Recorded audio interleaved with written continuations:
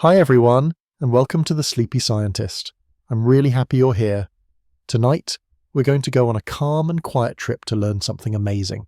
So get comfy, take a deep breath, and let's enjoy this peaceful science story together.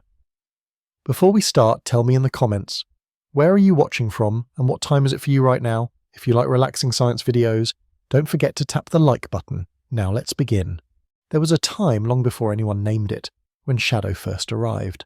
Not as darkness, not as fear, but as a companion to light. Imagine the early Earth, still learning how to wear its colours, the sun drifting across the sky like a slow golden brush. When it touched the trees or the cliffs or the slow curve of an animal's back, light spilled like honey, and behind it a shadow quietly bloomed. Shadows are not the absence of light, as we so often say. They are where light chooses not to land. They are the places light curls around, bends past, or gently avoids. They are the evidence of light's journey, not of what it hits, but of what it misses. When you stand in the sun and see your shadow stretch out beside you, you're watching light draw the edges of your body. It does not erase what is behind you, it simply cannot reach it. And in that unreachable place, something else begins, a soft quiet, a cooling, a hush.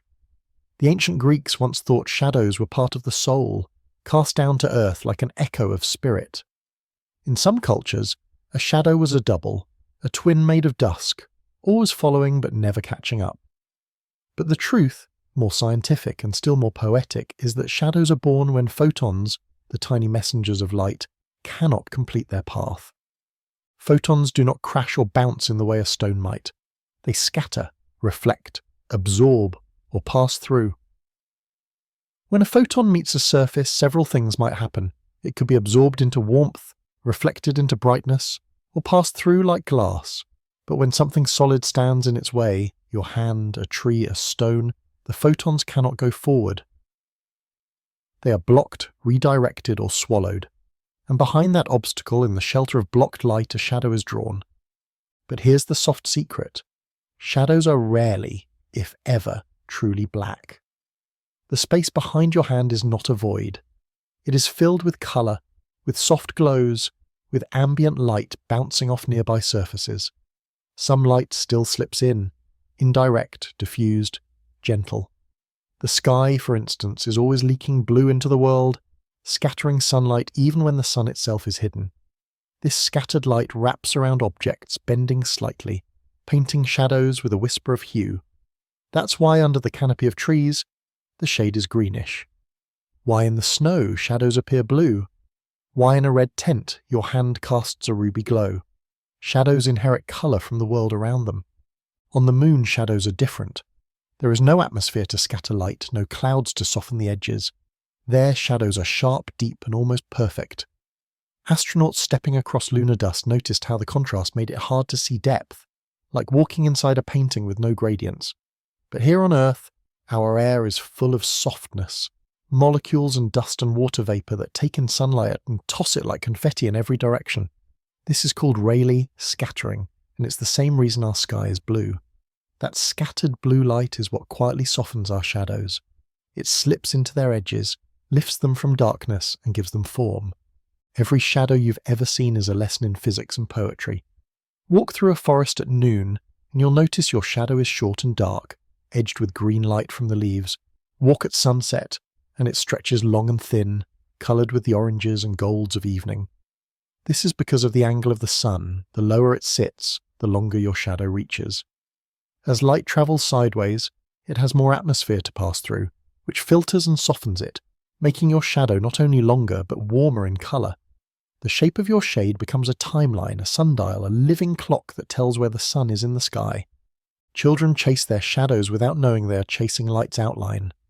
Animals sleep in them without knowing they are cradled by the gentle limits of solar reach. Flowers turn toward light but rest in shade. And we, without thinking, seek out the cool softness beneath trees, beneath awnings, beneath clouds. We understand, without needing to be taught, that shadows offer relief. But that relief is not darkness. It is light filtered, slowed, made tender. Shadow is light's pause. In ancient times, sundials marked hours by following the lean of a stick's shadow. The shadow wasn't an intruder. It was the timekeeper, the moving finger of the sun itself. Even today, we rely on satellites and telescopes that must understand how light bends, how shadows fall, how to distinguish what is truly dark from what is only waiting to be lit. Shadows help us see by reminding us where light has not gone yet. But there is more. Look closely at the edge of any shadow. It is not a hard line, but a soft one. This border, the penumbra, is the zone where some light still arrives. It is a gradient, a blend, a compromise. Only at the centre in the umbra does the full shadow settle. But even there, on Earth, it is never pure black. Light is sneaky. It bounces, it bends, it bleeds through gaps and slides across surfaces. It wraps around blades of grass. It shines between the fingers. It tells us, I may be blocked, but I'm not gone. Artists have long studied shadows, not just their shape, but their colour, their temperature, their emotion. A cool shadow can make a scene feel calm, even sad. A warm shadow can create comfort. Painters understand that shadows are not just blank spaces, they are characters in the story of light. Leonardo da Vinci once said that the shadow is the means by which bodies display their form. Without shadow there is no shape. Without shape, no depth. Without depth, no reality. Even your own body knows the language of shadow. Your eyes adjust when moving from light into shade, a process called dark adaptation. Your pupils widen, your retina activates different cells, and slowly you begin to see in what seemed like darkness. But it wasn't dark. It was just a different kind of light, softer, quieter, waiting for you to notice it. Shadows also speak to our sense of rhythm. They grow and shrink with time, move as the earth spins. The way a shadow curls around your feet at dawn or stretches behind you at dusk connects you to the planet's rotation. You are part of the turning. The shadow is your thread into the clockwork of day. And because the earth tilts and circles the sun, the length and angle of shadows shift with the seasons. Winter shadows are long and blue. Summer shadows are short and sharp. They are not only the sun's reflection, but the year's signature. In a way, shadows are memories. They show where light used to be and where it cannot go now. They remind us of form, of edge, of outline. They follow us because light surrounds us. Without light, there would be no shadows. Without shadows, we would not know light was there. So next time you see your shadow, do not think of darkness. Think of a gentle place where light chose to rest. Think of the photon's interrupted path, the hush it leaves behind, the colours it still paints even in retreat. Think of how the shadows are made not in the absence of light, but in the grace of its sidestep. That grace is all around you, beneath trees, behind walls, under clouds. It is in every moment the sun tries to touch you and something whispers, "Not yet." Let's drift deeper now into the places where shadows shape more than what we see. A shadow does not only lie on the ground, it folds around corners, it floats in fog, it slips across water, making the surface ripple with light and dark. When you see a shadow reflected in a lake, you are seeing both the absence of direct light and the softness of its return. This dance between presence and pause is everywhere. It happens on your skin when you walk beneath fluttering leaves.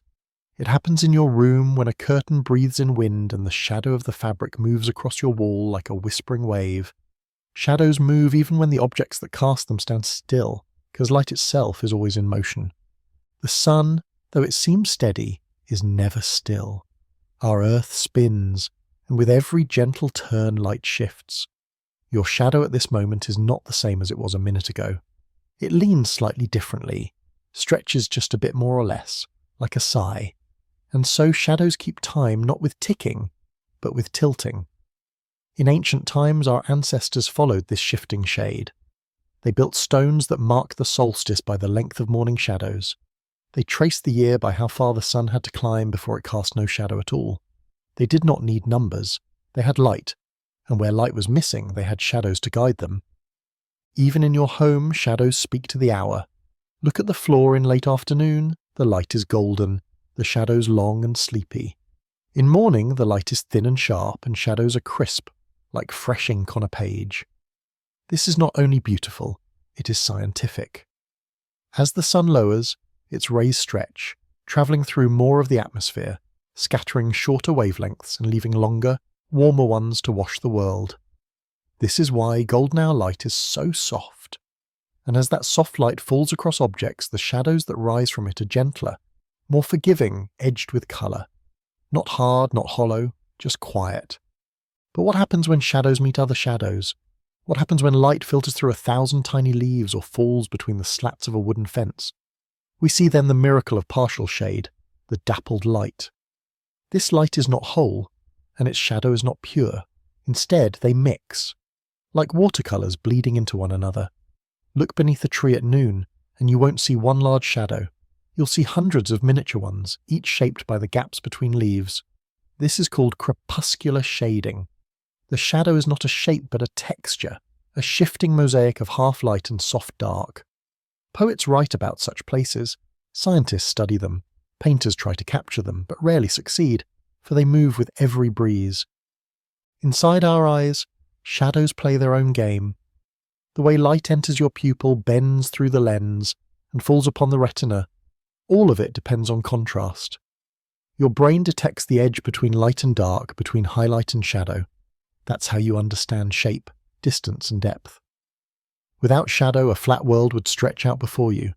It is the darkness beside the light that tells you what is near, what is round, what is rising or receding. The very sense of form comes not from light alone, but from how light fades. And still, the dance goes on. Consider a candle in a room.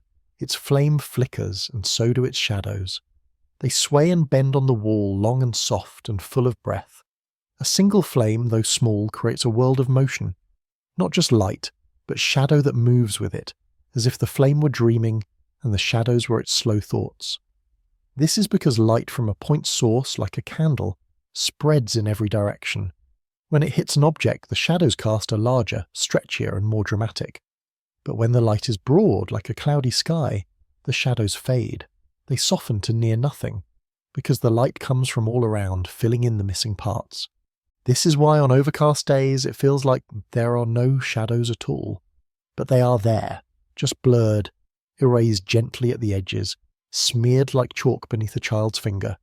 Diffused light makes diffused shadow. This softness soothes the eyes, calms the world. That's why photographers often seek cloudy skies for portraits.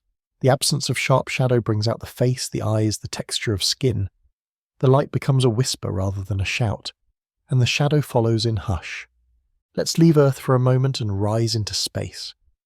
Imagine standing on the International Space Station, looking down at the turning planet.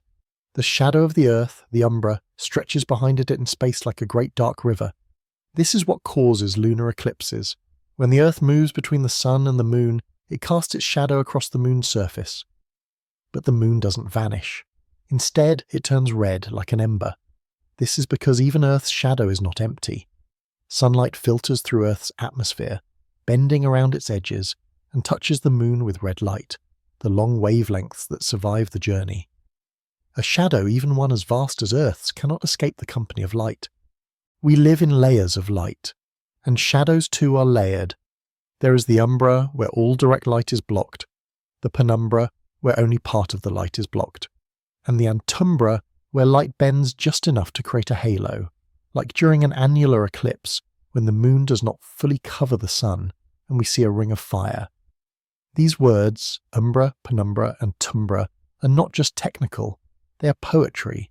They are the vocabulary of light's retreat, the language of partial presence.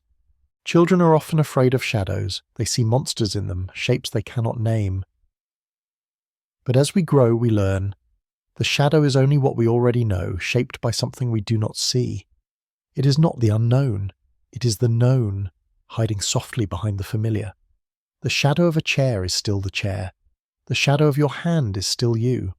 They are stretched truths, elongated memories, glimpses of the thing from a different direction. And in dreams, too, shadows speak. Artists imagine memories as shadow plays. Plato wrote of people watching shadows on a cave wall, mistaking them for truth. But truth was the fire, the light behind it, the source of the shape. And still, those shadows mattered. They were the beginning of thought, the beginning of wondering. Even now, as cities glow and electric light pushes back the night, shadows remain. Under street lamps they multiply. Dozens of faint twins spilling out from your feet, cast by different bulbs and angles. They mingle, overlap, whisper over sidewalks. At twilight, when the sun is gone but the sky still breathes with light, shadows stretch one last time before fading into the arms of evening. And still, they are not black. Look at a shadow and blink quickly. You'll catch the glimmer of colour, the bounce of a wall, the echo of the sky. Even at night, when all seems lost to dark, shadows bend and move with passing cars, with moonlight, with stars hidden by clouds. A shadow in moonlight is not the same as one in sunlight. It is cooler, bluer, and more tender. You can sit beside it and feel the story it's telling. Some scientists study shadow not to understand darkness, but to trace light. They map how it bends, where it travels, how it fades. They use shadows to detect planets around distant stars, watching how a star dims as something passes in front of it. These are shadows on a cosmic scale, shadows that tell us something invisible is there. So even in astronomy, even in the great quiet of space, shadows are not empty. They are full of evidence, full of shape, full of silent speech. And here on Earth, in your own room, on your wall, or in the grass, shadows follow the same rules. They are never final. They are always a story unfolding. They wrap around your legs as you walk. They slide beneath your hands as you write. They mark the passing of a leaf, the flutter of a bird, the yawn of a cat. They say, light was here, and now it waits. Now let us move gently toward the end of this shadowed journey. Not toward darkness, but toward understanding, toward stillness. A shadow is a soft pause between light's arrival and our seeing it. We think of light as fast, and it is, but shadow reminds us that perception takes time. Between the flash of a photon and the recognition of a form, there is a moment. In that breath of delay, the world draws itself with both brightness and its twin. In your own body, shadows exist beneath the skin. Where light from the world cannot reach, your cells make their own meanings. Deep inside, there are chemical shadows, regions of activation and rest. Your brain's thoughts are shaped by signals travelling through neural paths, some lit with activity, others waiting in stillness. The difference between memory and forgetting, between sensation and silence, is a matter of what lights up and what does not. Even your emotions are painted in shadow.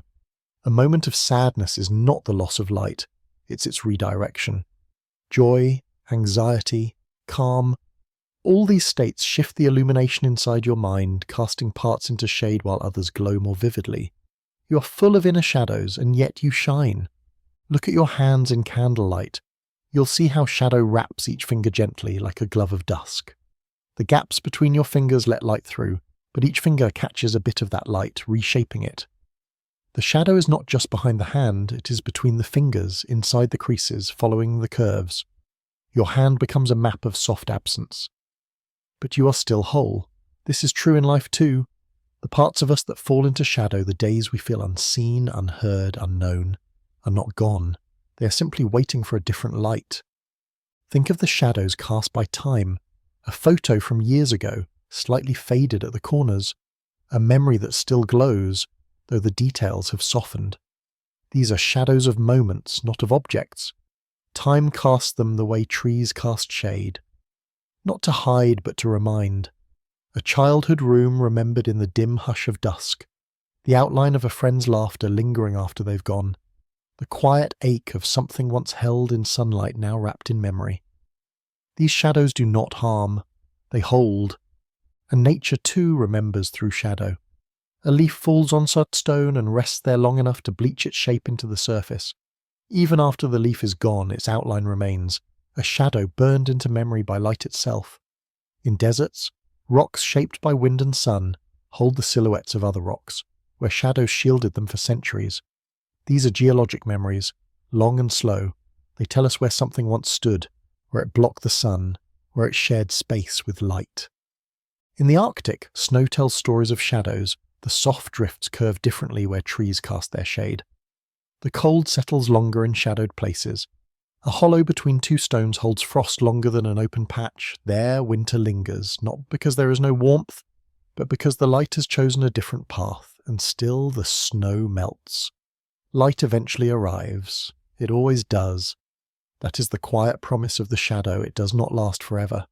Shadows can teach us patience. They move slowly, reminding us to notice change not in moments, but in hours, in seasons. A sundial does not race.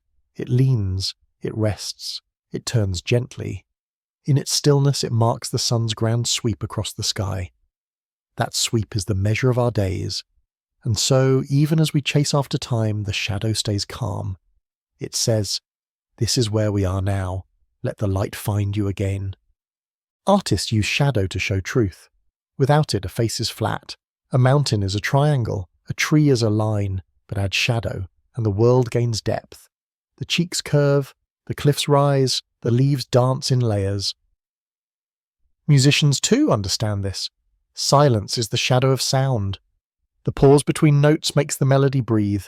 Without silence, music is only noise. Without shadow, light is only glare. In the night sky, we see shadows made by planets and moons. The rings of Saturn are only visible because shadows curve along their icy edges. The craters of the moon come alive only when sunlight strikes at an angle, letting the shadows reveal their shapes.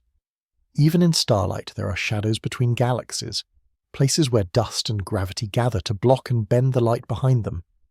These cosmic shadows help us see the invisible. They are not interruptions, they are the tools by which we discover. And so it is with our lives. The hard moments, the quiet ones, the days when we are paused, when we feel dimmed. These are not breaks in who we are. They are part of the outline. They show the shape of our joy. Our stillness makes our brightness possible. When we rest, we renew the light. When we grieve, we honour it. When we sit in shadow, we are not lost, we are being drawn. A shadow is not the end of light. It is where light takes a softer breath. Even in science, we use shadows to explore. A solar eclipse teaches us how orbits align. A medical scan shows bones not through what light sees, but through what it cannot pass through. Shadows tell us about density, about structure. They are a form of truth through subtraction. Just as sculpture reveals form by removing stone, shadow reveals shape by removing light. This subtraction is not a loss, it is a clarity. At dawn, when the first light breaks, shadows stretch like sleepy arms. They rise with you, they keep pace, they soften as the sun climbs. At dusk, they lengthen again, preparing the world for rest. In this rhythm, we are reminded of cycles, of beginnings that come softly, and endings that do not close but fade, like breath, like tide, like thought. So the next time you notice your shadow, do not step away from it. Stand still. Let it draw you. Let it wrap around your ankles, stretch behind you like a soft memory, curl beside you like a companion. This is not darkness. This is presence, the shape of light's respect. You are never alone in the sun. Even when no one walks beside you, the shadow does. Not as a ghost, but as a mirror of form. Not as a loss, but as a sign. It shows that light has met you, that the world has made space for your outline. You are seen, even in the quiet edges. You are written in light, and your shadow is how the world remembers it. Before we knew how to name it, before we understood wavelengths or photons, light was already hiding in the dark. Not lost, not gone, just waiting. It waited in the silence between stars, in the folds of caves, in the long hush of the ocean floor. We often think of darkness as the absence of light, but that isn't quite true. Darkness is a veil, a filter, a space where light whispers instead of shouting. It is the pause between brightness, the breath before dawn. Imagine the night not as a void, but as a resting place for light. Stars hang there not as interruptions, but as reminders. Even when most of the sky is dark, pinpoints of brilliance still scatter across it. That's not emptiness, it's invitation. Light is still there, it is just travelling differently. Not directly into your eyes, but through time, through space, bending and stretching, waiting to be seen. Some of the stars you see tonight are no longer burning, they ended long ago. What you see is their light still arriving, a message that outlived the source. Darkness, then, is not the end of light. It is the space where light shows its persistence. In the ocean's deepest layers, where sunlight never reaches, fish shimmer with their own glow. They do not need the sun, they make their own day. Bioluminescence is what scientists call it, life-creating light through chemistry. It is not bright, it does not blaze, it pulses softly like a heartbeat in the water. It draws mates, distracts predators, reveals paths in the ink-black sea. There, where no sunlight can dive, light finds new ways to exist. Not in rays, but in flictions, not to flood the world, but to mark a presence. Her small, quiet declaration, I am here. And in caves, where no windows open and no skylight pours down, certain fungi and insects glow along the ceilings and walls. Glowworms in New Zealand cast a pale blue light that drips like starlight across the stone. Spelunkers stand still in the hush and look up, not at the sky, but at a galaxy made underground. These are not echoes of daylight. They are their own kind of shine, born from within, not borrowed. Light, even in the dark, refuses to disappear. But sometimes the darkness itself holds the key to seeing light. When you close your eyes, what do you see? Not nothing. There are swirls, flashes, colours that come and go behind the lids. This is called phosphene, a trick of your nerves, a whisper from your visual system reminding you it's still there. Pressure, imagination, memory, they all stir the light inside your eyes. You are never without it. Even in blindness there are patterns. Even in pitch black there are signals. The brain remembers how to glow. Astronomers wait for the night to see the most. Telescopes don't work best in the day. They work best when the sky is clear, cool and dark. It is only against a backdrop of night that the faintest galaxies become visible. The cosmos is not a stage for light. It is a shadow box, where each dot of brightness needs the contrast of dark to be understood. And so, the deeper the dark, the more truth we see. In this way, darkness is not the enemy of light. It is its frame, its friend, its necessary companion. Even your own body is shaped by this balance.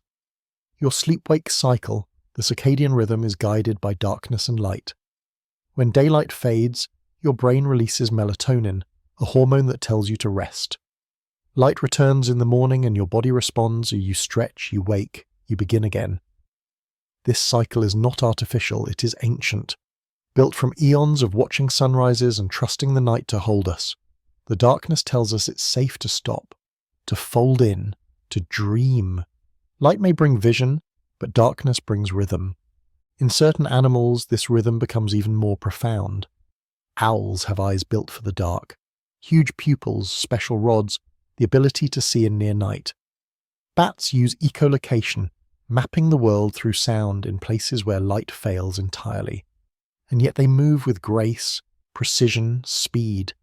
They do not need light to find their way. In this, nature teaches us.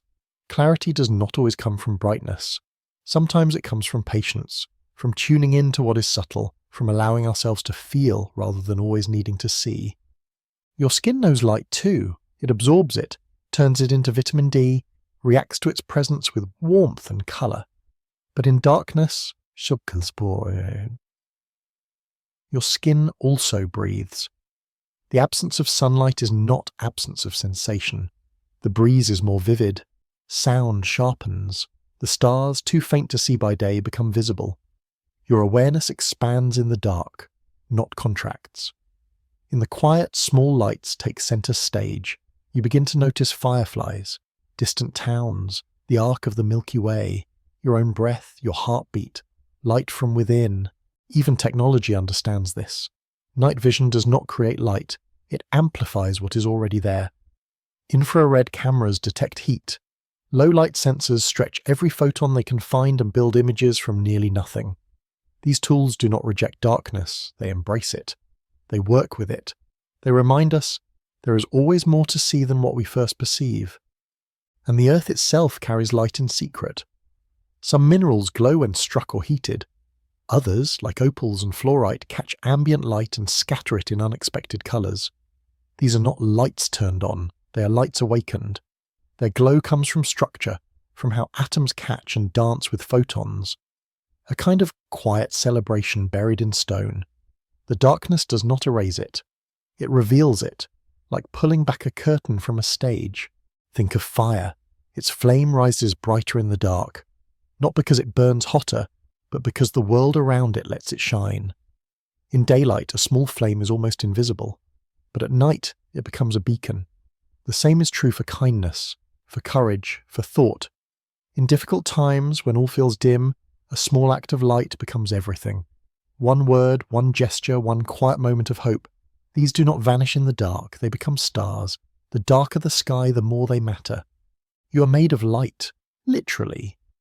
The atoms in your body, hydrogen, carbon, nitrogen, were formed in the hearts of stars. When those stars died, they scattered themselves across the universe. That dust became planets, oceans, trees, you, and the photons that help shape it, still here, still moving. Some of the light you see today began its journey before Earth even formed. Some of the light in your eyes is ancient. So when you close your eyes, remember, you're not turning out the light, you're letting it rest. And even in deep space where it seems darkest, there is background light.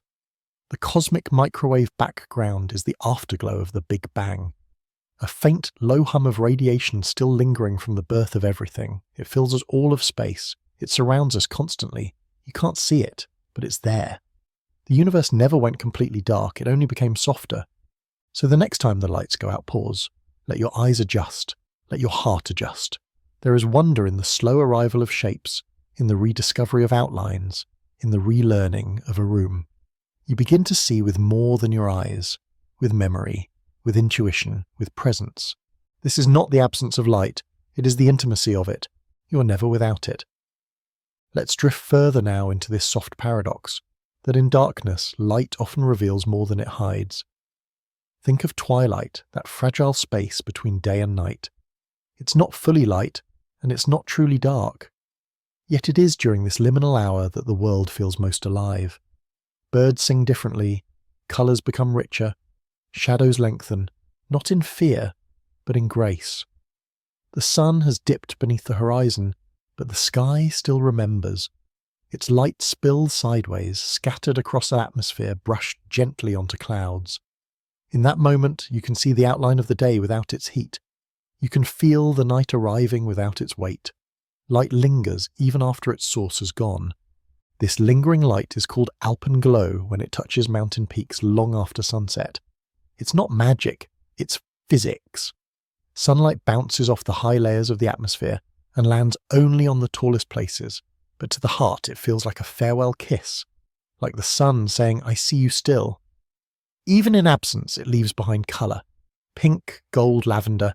The sky becomes a watercolour wash of memory. In our cities, we mimic this softness with lamplight. Streetlights glow not harshly but with amber tones. Porch lights flicker. Neon signs hum quietly into the night. This is not the sun, but it is our attempt to keep the dark from swallowing us too quickly. We've learned to create islands of light, small pockets of safety, even beauty, within the vast night. And in doing so, we've given darkness new texture. It is no longer just black. It is speckled, warm, humming with quiet life. A city seen from above at night is not lost in darkness. It sparkles. Each light a window, a story, a soul still awake. Yet not all darkness must be resisted. There are kinds of darkness that heal. The darkness of deep sleep, for instance, is not a void. It's a cocoon. Inside it, your body repairs cells, your brain weaves dreams. Your heart slows to a rhythm that allows for restoration. This biological night, shaped by the absence of light, is essential. We are meant to rest, meant to step away from the brightness. It is in this soft emptiness that we find ourselves again. Even our cells understand this rhythm. There are tiny molecules in your eyes, photopigments, designed not just to detect light, but to know when it fades. These pigments signal your brain to shift from alertness to quiet. The pineal gland begins to produce melatonin. Your temperature dips, your breathing deepens, you begin to slip beneath the surface. And all of this begins when light begins to hide. In nature, some flowers bloom only at night. The moonflower, the evening primrose, jasmine, all open when the sun departs. Their pale petals reflect what little light remains, glowing in starlight, feeding nocturnal insects. These plants have evolved not in spite of the dark, but because of it. Their beauty unfolds when the world slows down. Their scent thickens, carried by cooler air. They do not rush, they do not compete with the sun, they wait. And in waiting, they become something rare. The night sky too is built on this principle. During the day, stars do not disappear. They are still shining, still sending their ancient messages across space. But the brightness of the sun overwhelms them. It is only when the sun sets that we can see what was always there. Darkness then is not the arrival of new things, it is the lifting of glare, a peeling back of excess, a quiet invitation to look deeper. Telescopes depend on this. They open only when the sky darkens. They peer not into emptiness, but into time. Because light travels at a finite speed, the further we look, the older the light we receive. A telescope staring at a distant galaxy is not watching its present. It is reading its past. 100 million years ago, that galaxy shimmered. Today, we just now receive its glow. This is how darkness gives us history. In the silence of space, we find ancient stories told entirely through flickers.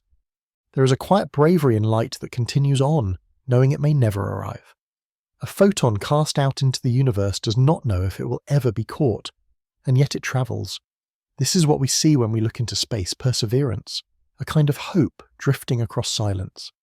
Even black holes, often described as places where light cannot escape, are not completely dark. Around their edges, in the swirl of their pull, is something called the event horizon. It is here that light dances a final time, twisting in spirals, glowing with energy before being consumed. And this edge, the very boundary of disappearance, is not silent. It radiates. Hawking radiation, named for Stephen Hawking, is a whisper from the black hole's rim, proof that even at the end of light's journey, something is given back. This constant interplay between presence and absence, between glow and hush, is what makes the universe readable. We don't need everything to be illuminated, we just need contrast. In photography, this is known as dynamic range, the ability to hold both the brightest and darkest parts of a scene. The more contrast, the more depth. And so it is in life. The more we allow for shadow, the more we understand shape. Consider a candle again. Its flame is small, gentle, and yet it changes everything around it. Shadows leap, colours warm, faces soften. That tiny flicker alters mood, thought, memory. A single candle in a dark room makes the room no longer dark. It invites presence, reflection, stillness. The candle doesn't force light, it offers it. And you in turn are drawn closer. This is how stories are told too, not by shining on everything all at once, but by guiding gently through scene, emotion, moment. A good story, like a good flame, lets shadow play alongside it, lets mystery breathe. You don't need to know everything to feel something deeply. Sometimes the gaps speak loudest, and there are gaps in everything. In the forest, patches of moonlight fall through breaks in the canopy. In the desert, long shadows stretch beside rock and sand. In your own home, the corner where the lamp doesn't quite reach becomes a pause in the room. We think of light as filling space, but often it carves it. It shapes by skipping, by choosing not to touch. These untouched places are not lost. They are sacred. They are soft. Look at the moon when it is new, when it shows only the thinnest edge of itself. The rest is not gone. It is simply unlit. It waits in shadow. And then, slowly, night by night, more of it returns. Not because it grows, but because light returns to it. The moon is a mirror, not a lamp. It reflects what is given. And even when you cannot see it, it remains. Quiet, steady, turning. You are like that too. There are parts of you that feel unlit, hopes that feel forgotten, memories that seem buried, but they are not gone. They are only waiting. Light will find them again. And when it does, they will not be the same. They will be richer, more tender, because they have known shadow, and the shadow has shaped them. So when you find yourself in a moment of quiet, in a stretch of time that feels dim or uncertain, remember this. Light is never truly absent.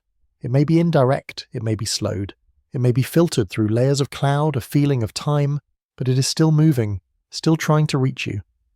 Even now, as you read these words, photons are landing on your skin, bouncing from screen to eye, from thought to heart. You are part of that journey. The light that hides in darkness does not hide in fear. It hides in grace. Let us now return slowly to where all light begins, not in blaze or brilliance, but in quiet, in softness, in possibility. The light that hides in darkness is not lesser, not broken. It is only waiting for its moment to emerge. A seed begins in darkness, beneath the soil, in cool earth, wrapped in stillness. There is no sun down there, no glow, and yet deep inside something stirs. A signal, a push, the potential for green, the beginning of bloom. Light does not need to be visible to begin its work. It whispers first.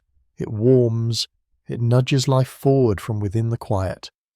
Inside your body, every cell knows light, even those that never see it. Mitochondria, the tiny engines of energy inside you, produce the fuel your body needs using a memory of light. This memory is ancient, rooted in the time when life first crawled from oceans into sunlit air. The energy you use to breathe, to blink, to dream, was shaped by organisms that learned to turn sunlight into food. And even now that echo remains. The dark places within you, organs, bones, marrow, carry the trace of light's design. This story repeats in nature. Cavefish that have never seen light still respond to its presence with changes in behavior. Deep-rooted fungi communicate through chemical signals that rely on light's absence as much as its arrival. Mosses that grow on the dark side of stones tilt ever so slightly toward the faintest ambient glow. This sensitivity, this hunger for light, is not weakness. It is awareness. It is life understanding its environment not through what is obvious, but through what is almost missed. And what of your thoughts, the inner ones? The memories you don't always show, the dreams you haven't yet spoken aloud? These live in a kind of inner dark, not the darkness of fear, but of privacy, of becoming, of not yet. There is light in them too, a glimmer beneath the surface, an idea waiting for voice. When you sit quietly, when you close your eyes and breathe, you may feel it. The outline of something true beginning to form. It is not bright, it does not rush, but it grows. And when you are ready, it comes forward. In the great vault of the universe, we once believed in absolute darkness, regions so far from any star that they would remain invisible forever. But with time and with new eyes, radio telescopes, gamma detectors, gravitational wave sensors, we have learned that even these places carry signal. A faint pulse, a ripple, light we cannot see but which exists nonetheless. We call these emissions background radiation, but perhaps a better name is memory. The universe remembers itself in these whispers. Darkness, even at its deepest, holds a record of light. On Earth, in ancient times, people told stories around fires. Not because the fire was bright, but because it created shadow. The dancing flames cast images on cave walls, let hands become animals, let faces disappear and reappear in rhythm. These moments taught us early that shadow is part of the story, that light alone is flat, that truth lives in contrast. Around those fires, myths were born. The stars above were mirrored in embers below, and in the space between flame and night, we imagined everything else. Children often sleep best in darkness. A dim room, a nightlight perhaps, but mostly a world without glare. This comfort isn't just habit, it is biology. Our eyes rest in low light. Our breathing slows. In the absence of brightness, imagination fills the space. The ceiling becomes a canvas. The quiet hum of the night becomes music. And into that stillness, dreams walk softly. This is not a loss of vision. It is a shift, an invitation to see differently. There is a type of molecule in your eye called melanopsin. It doesn't help you see shapes or colours. Its job is simpler and more profound, to tell your body what time it is. Melanopsin reads the colour and intensity of light and adjusts your inner clock accordingly. But here's the gentle twist. It is most sensitive not to brightness, but to the transition, to dusk, to dawn, to the in-between. You're biologically wired to respond to fading light, to changing skies, to shadow's edge. Painters and poets have always known this. The Impressionists chased twilight with brushes, trying to catch the precise moment when light left the rooftops and slipped down into the streets. Photographers call it the golden hour, not because it is gold, but because it cannot be held. It passes, and in that passing it teaches us something sacred. Nothing bright lasts forever. But the memory of it, the way it softens faces, the way it rounds the edge of things, that lingers. We often speak of enlightenment as a burst, a moment of brilliance, but more often understanding comes like a slow glow, like moonrise, like lanterns in fog. You begin to notice more, you connect patterns, you see not just what is there, but what might be. This is the light inside the dark, a light that doesn't need to declare itself, a light that waits for you to be quiet enough to hear it. In music, the space between notes is called rest. Without it, the song would be a flood. It is in the rest that emotion gathers, that feeling expands. Light and shadow work the same way. It is not constant brightness that gives meaning, but rhythm, silence between sounds, shade between beams, stillness between movement. In these gaps, beauty hides, not to stay hidden, but to emerge gently. In Japan, there is a concept called yugen, a kind of beauty that cannot be explained, only felt. It is the mystery of things left unseen, the shadow beneath the trees, the sound of distant bells, the light that filters through paper walls. It is not showy, it does not seek attention, but it stays with you. It deepens, it glows in memory. Light that hides in darkness is yugen. It is presence without performance. Your life is full of such light, the kind that doesn't ask to be praised, the kind that warms quietly, that stays in the background holding shape. The love that shows up, the breath that continues, the thoughts you do not share, but which still shape you. These are not small, they are foundational, like the stars that shine faintly behind the day sky, like the ocean's currents invisible beneath the waves, like gravity pulling everything towards center without ever showing itself. So the next time you find yourself walking at dusk or waking before dawn or lying in the stillness of a night without noise, pay attention, not to what is missing, but to what is softly present. The edges of things, the warmth left behind by a lamp just turned off, the memory of sun on your skin, the glow inside your chest when a kind word lingers. These are the lights that hide, and in hiding they teach. They teach that we are never in total darkness. We are in waiting. We are in becoming. And even the quietest light, especially the quietest light, is enough.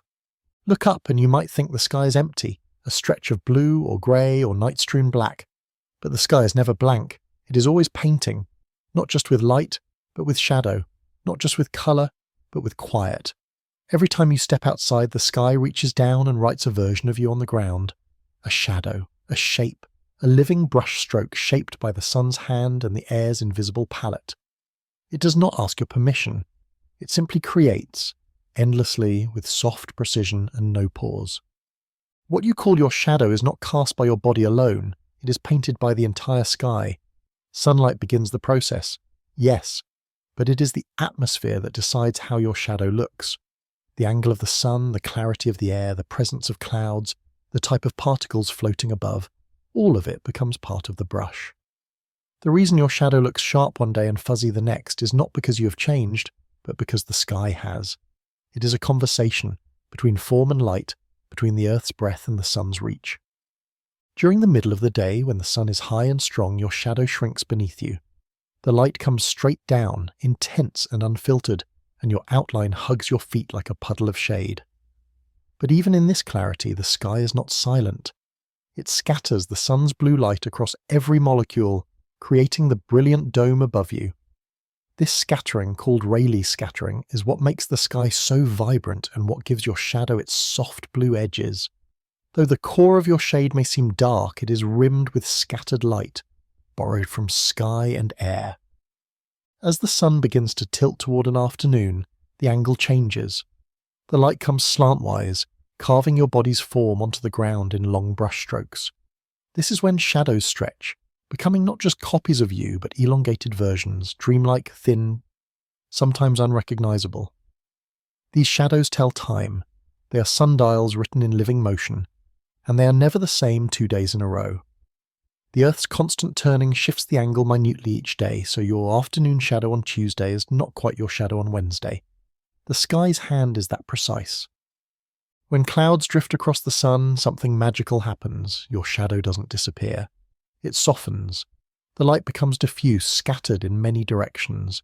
There is no single beam defining the edge of your form.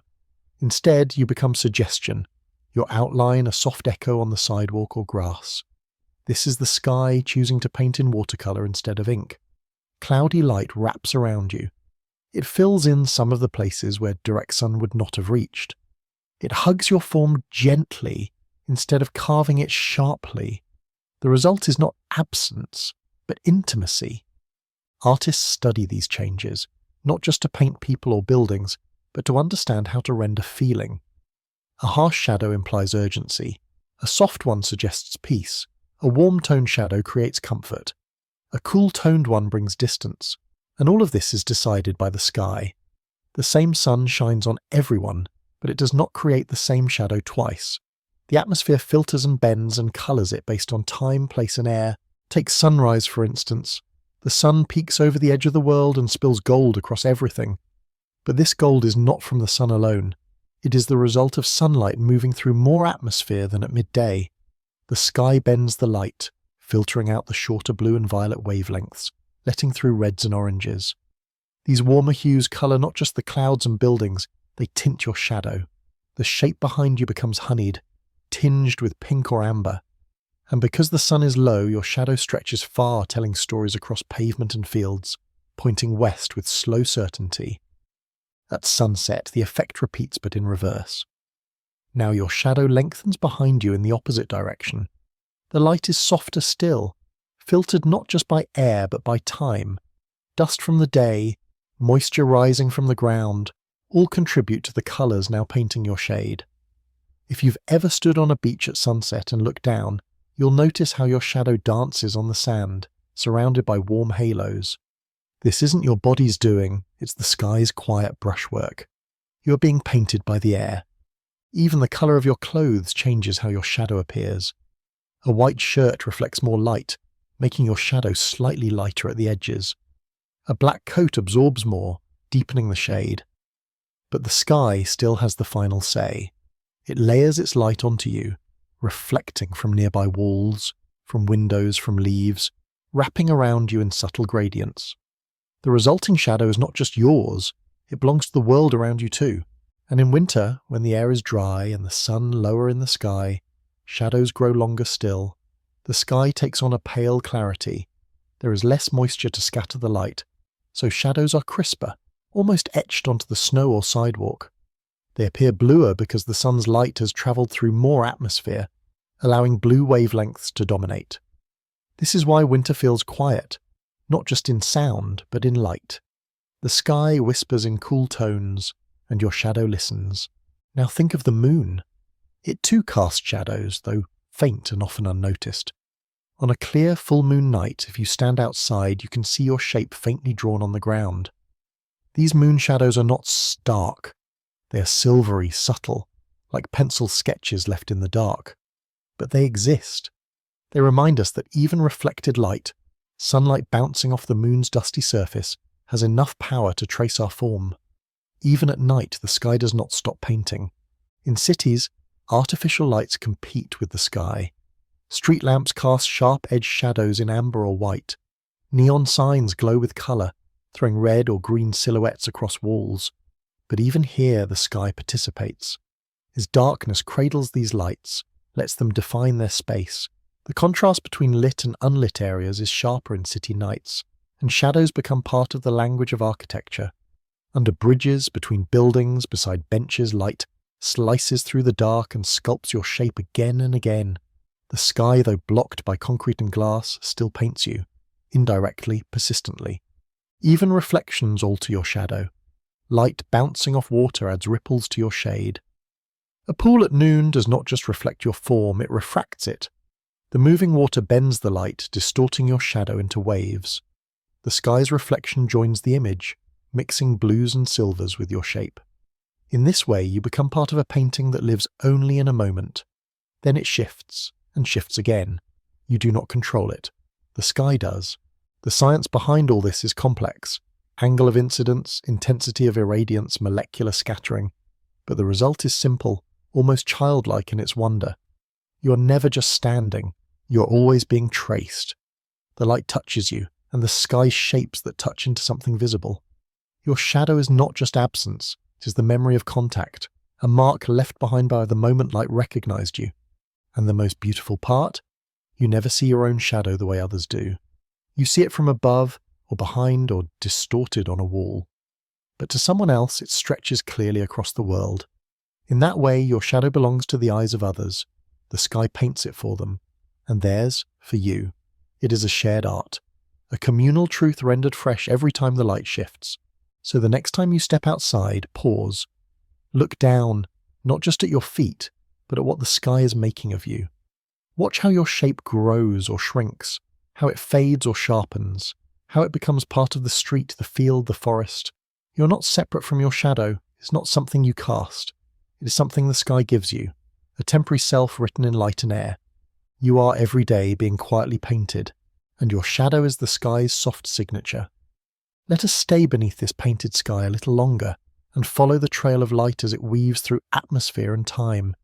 Shadows are not simply thrown, they are sculpted. The sun is not merely a lamp in the sky. It is a master artist, and the air is its canvas. When we speak of light and dark, we are speaking of motion, of molecules, of a distance and density and invisible touch. And yet the result is always intimate. Your shadow may be shaped by science, but it feels like poetry. The quiet form that follows you is never accidental. It is the sky's deliberate choice. The atmosphere is not empty. It is filled with tiny particles, molecules of nitrogen and oxygen, specks of dust, droplets of water. Each of these becomes a painter's tool. As sunlight passes through them, it is scattered and filtered, refracted and bent.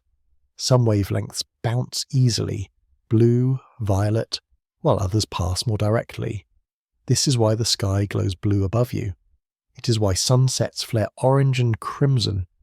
And it is why your shadow, even in its darkest form, is never fully black. The sky is always leaking colour into it. This process has a name: diffuse sky radiation. It is the light that has been scattered in every direction, filling the air even when the sun is hidden. Even when you stand in a narrow alleyway or beneath a dense tree, the space is not dark. There is a bluish glow, faint but real, washing across your clothes, your skin, the sidewalk. And it is this same glow that creeps into your shadow. Even the most direct shadows, those drawn in sharp outline beneath noonday sun, have soft edges because the sky insists on participating. Light cannot help itself. It wants to fill in the gaps, but the sky's influence does not stop at colour. It shapes shadow through distance. High-altitude air is thinner, with fewer particles to scatter light. That is why mountaintop shadows look different, crisper, starker, more defined. There is less sky between you and the sun, less atmosphere to soften the edges. Walk a path at high elevation, and your shadow will seem more exact, more sculptural, as though the world has drawn you in ink rather than charcoal. This is not imagination. It is the mathematics of air and light, playing gently with your perception. In contrast, humid days thicken the sky. Water molecules scatter light in different ways, bending it softly around corners, into corners, through leaves. Your shadow becomes a suggestion rather than a declaration. It flickers beneath trees, it puddles beneath your feet, and on some days it almost disappears. Have you ever noticed how, on a hot day just before a storm, the world feels washed out? That's the sky pulling light in every direction. Shadows become ghosts. The sun, though still above you, loses its ability to outline. The sky, in its fullness, overwhelms the sun's single hand. We call these things weather, but they're also art. The sky is always painting with what it has: temperature, moisture, angle, time, and your shadow is one of its ongoing experiments. The way it draws you on wet pavement, with light bouncing off every raindrop, the way it sketches you across a dusty trail with shadows of leaves overlapping yours like lace, the way it stretches you across snow crisp and blue, as if inked in glacier breath.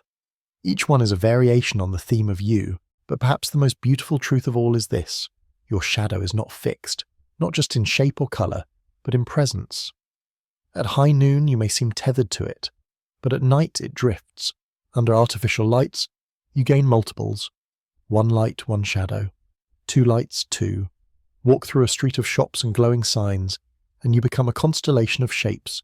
Your shadow fragments, dances, reforms. It becomes less a follower and more a crowd. In this way, light teaches you that you are never just one thing. You're a composite, a changing shape beneath a changing sky. And the sky's painting continues, even when it is unseen. In fog, in mist, in the milky cover of dawn, shadows shift inward. The light is everywhere and nowhere. Direction dissolves. You're bathed in softness. Your shadow stays close, not in darkness, but in hush. This is why fog feels so different. It is not only visual, it is emotional. The world loses edge. You become a presence without outline. You move like a thought across a dream. Even mirrors do not escape the sky's influence. When you look into a window on a bright day, your reflection merges with what is beyond. Your shadow is there, yes, but blended with trees and clouds. The light behind you joins the light ahead. The sky folds you in from both directions. What you see is not just your shape, it is your place in space. You're not simply in the world is in you, written softly across your reflection. Photographers speak of the golden hour when light turns everything tender. This is when the sun is low, the sky thick with colour, and every shadow becomes a painting. Faces glow, buildings hum with warmth, even the most ordinary street becomes cinematic. But beneath the beauty is science. The sun's rays, slanting through thick layers of atmosphere, lose their harshness. The blue light scatters away, leaving red, orange, gold, and these tones fall gently on your form, making your shadow longer, gentler, more poetic. The shadows of others respond the same way. On a late afternoon walk, the people around you become brushstrokes too. Children cast long, playful shapes across grass. Trees spill tangled silhouettes over sidewalks. Dogs stretch into wolves. Cars become creatures of light and line. The sky draws everyone together into a living mural. And in that mural, your shadow has a place, not alone, but in chorus. Even seasons paint differently. Summer brings strong light, short shadows, bold contrast. Autumn softens it. The sun sits lower, shadows become moodier, longer, tinged with amber. In winter, the light grows pale, the air clears and everything seems sharper. Spring brings play, shadows interrupted by blossoms, by flutters of petals and passing clouds.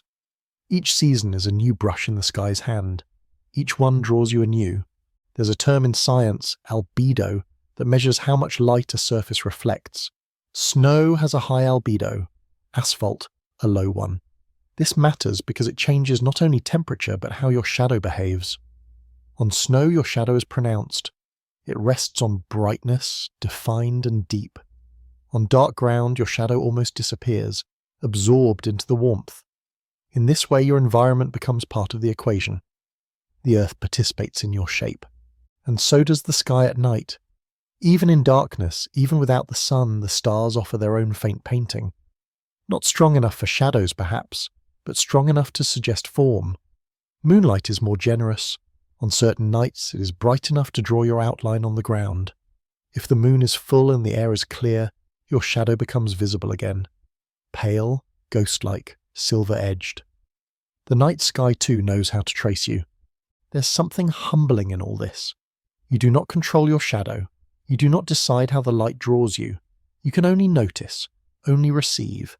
The sky gives you back to yourself, slightly altered, a little longer or bluer or blurred. And you must accept that this is still you. You must accept that the world is constantly in the act of seeing you. And in turn, you begin to see it back. You see how a branch's shadow dances when the wind moves. You see how your hand changes shape on the wall as you tilt your wrist. You see how a single light source can turn a room into a theatre. This is not just physics, it is awareness. It is your place in the poem the sky is always writing. Let us now arrive gently at the closing edge of this journey, not to end the story, but to let it settle. Shadows, after all, never truly stop. They do not vanish when the light goes. They transform, soften, wait. They are not static. They move as you move. They breathe as the day breathes. And the sky, with its endless hand, never stops shaping them. Every hour of every day, it chooses a new version of your outline. Every shadow you've ever had is a one-time event. You have never cast the same shadow twice. That is the quiet wonder of it. Your shadow in its simplest form is a dialogue between your body and the sun, but in truth it is more than that. It is a record of time, a signature of place, a witness to light's passing. The ground remembers where you stood by the shape you left behind. Not your footprints, your light print. The temporary impression of your form against the flood of the sun's journey. And because the sun is always moving, because the earth is always turning, the language of shadow is never still. Think of this the next time you're alone in the afternoon, your shadow stretched out behind you. It is not just showing where you are, it is telling a story about where the light is coming from, how the air is carrying it, what the sky is made of today. You're not casting your shadow alone. You're part of a system, a geometry of stars and rotation and dust. You're the result of countless things coming together. The position of the sun, the clarity of the sky, The particles in the atmosphere, the tilt of the planet, and your own presence. It takes all of that to draw a single shape behind you. And still, the result is gentle, never boastful. A shadow does not interrupt. It follows. It listens. It traces your existence with humility. When you sit, it curls at your feet. When you run, it stretches to keep up. When you lie down, it becomes your outline on the earth. And when you are still, it waits with you, patient and quiet, like a friend who needs no words.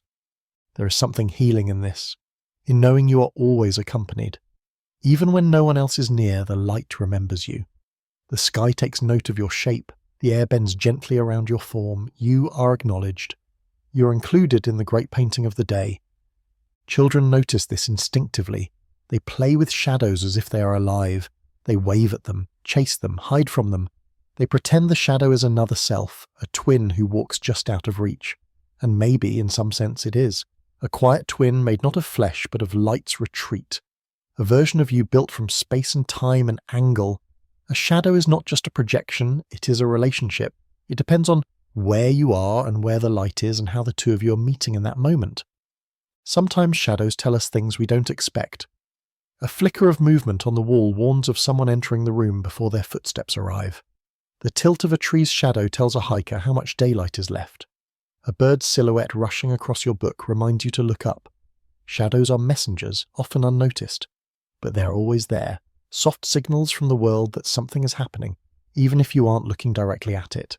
And they do more than inform, they comfort. On a hot day, we seek the shade not to escape the sun, but to be held by a gentler version of it. Shade is not the enemy of sunlight, it is its kindness. The light steps back a little, cools itself, slows down, it touches you through the leaves, through curtains, through walls warmed by morning. It is still there, just quieter, just closer to listening than speaking. Trees understand this. They grow to catch the sun, but also to share it. Their leaves overlap in patterns that let some light through and block some out.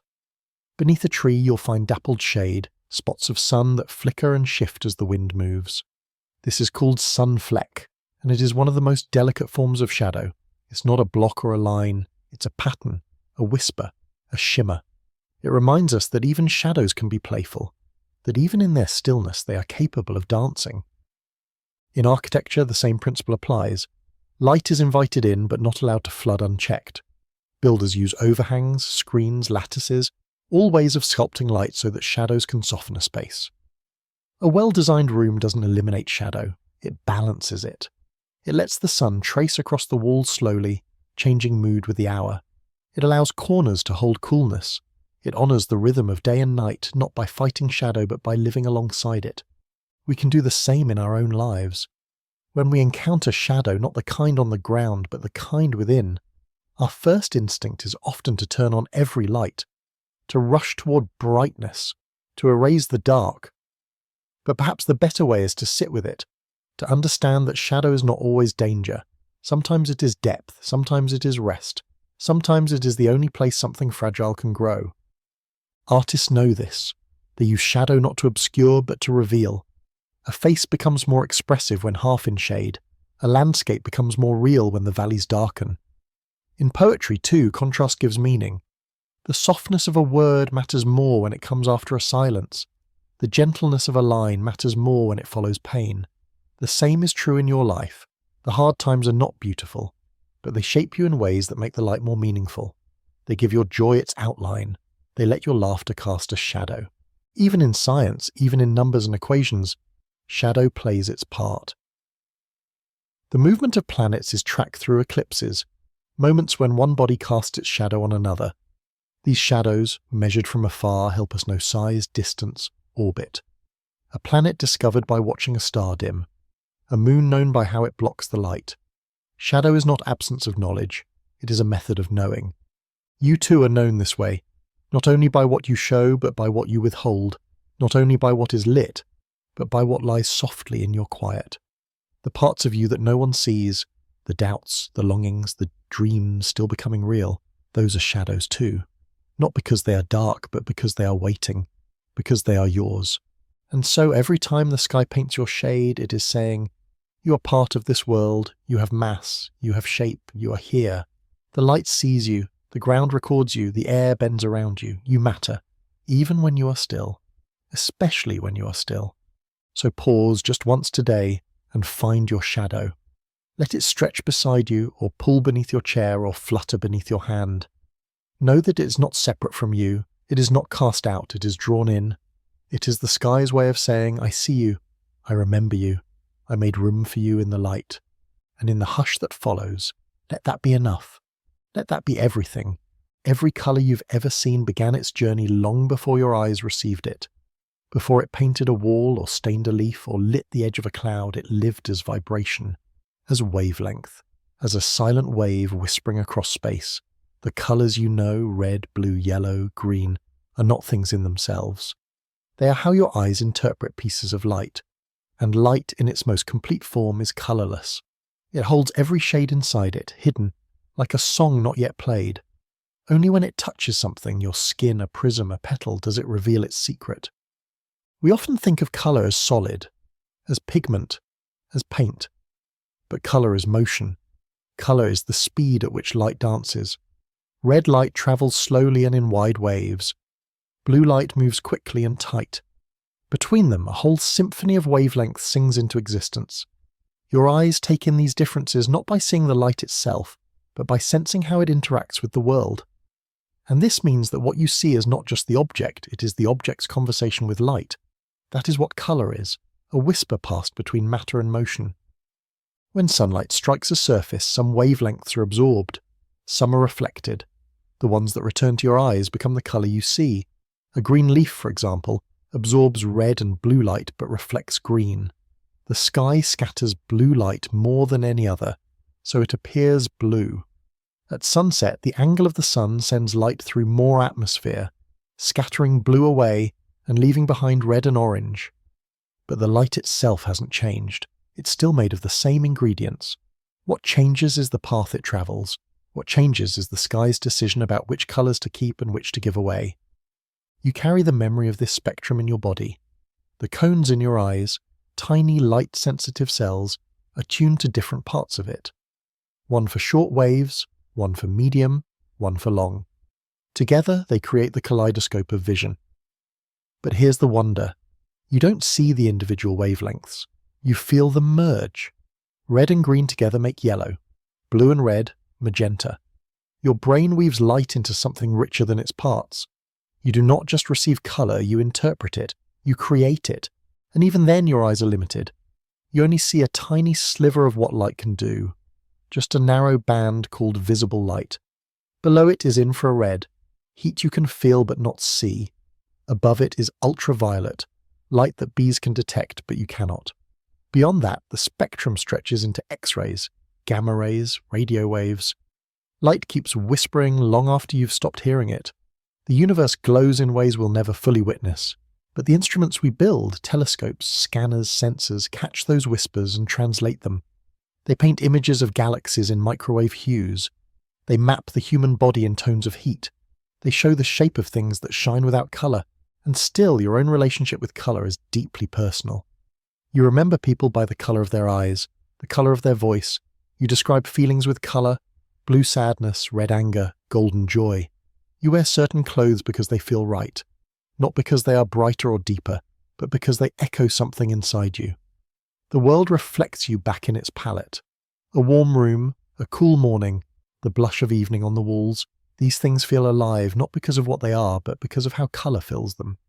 Consider a rainbow. It is not an object, it does not sit in space, it is an angle, a perfect bend of light and water and viewer. You must stand in the right place to see it, and no two people ever see the same one. The colours change slightly depending on your height, your distance, your light. The rainbow is a secret shared only with you in that moment. The air turns into spectrum, water becomes a lens, and suddenly the sky is speaking in gradients. Even shadows are not free of colour. The space behind your hand in sunlight is not black. It is filled with hints of blue from the sky, hints of green from the grass, reflections of warmth from walls and windows. The deeper you look, the more colour you find. Light does not give up easily. It tries every angle. It creeps into corners. It borrows paths. It reflects and refracts and remembers. That's why a room lit by only one candle still glows with warmth. The light has painted every surface. The shadows are not blank, they are colour turned quiet. And colour changes as the day changes. Morning light is pale, slightly golden. Midday light is bright and flat, almost blue-white. Evening is warm, drenched in amber. This is not your imagination, it is physics.